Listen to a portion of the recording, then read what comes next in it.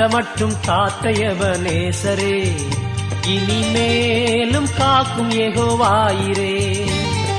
இந்த மட்டும் காத்த எபனேசரே, இனிமேலும் காக்கும் யெகோவாயிரே.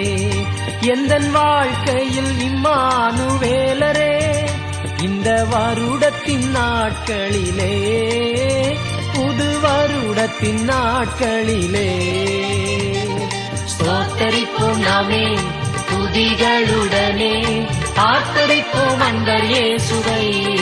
அல்லேலூயா ஸ்தோத்தரிப்போம் நாமே துதிகளுடனே, ஆர்ப்பரிப்போம் அன்பர் இயேசுவை.